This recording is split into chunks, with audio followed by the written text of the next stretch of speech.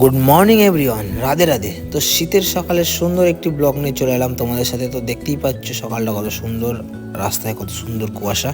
তো তাই দেখতে দেখতে যার উদ্দেশ্যে বেরোনো সেখানে চলে আসা। দেখতেই পাচ্ছ কত সুন্দর ন্যাশনাল সিটি, আর এটা হচ্ছে সেই বিয়েবাড়ির গেট। তো আমরাও চলে এলাম কাজের জায়গায়। তো চলো খাওয়া দাওয়া করানো যাক। তো দেখতেই পাচ্ছ এখানে মেনু ছিল আজকে কি ছেঁচড়া ভাত, চাটনি, এদিকে আলু ভাজা, এদিকে ডাল, এদিকে পাঁপড়, এদিকে মাছ, নানান ধরনের কিছু। তো তারই মধ্যে সব কমপ্লিট করে যাওয়ার ছিল একটু বাড়ি, তাই দেরি না করে চলে এলাম বর্ধমান স্টেশন। আর ট্রেনটাও এখানে দাঁড়িয়ে রয়েছে। তো আমিও দুগ্গা দুগ্গা করে ট্রেনে চাপার পর দেখছি কুকুরটা একটু লাইন মারার চেষ্টা করছে। ये सब क्या देखना पड़ रहा है। अच्छा है मैं अंधा हूँ। তো তা দেখতে দেখতে চলে এলাম রসুলপুর স্টেশন, রসুলপুর। তো আমারও হাতে বেশি সময় নেই, আমাকে পরের লোকালে আবার ব্যাক করতে হবে বর্ধমান। তো দেখতেই পাচ্ছ স্টেশনে কত লোক, অনেক ভিড়, রসুলপুর স্টেশন বোঝা যাচ্ছে না।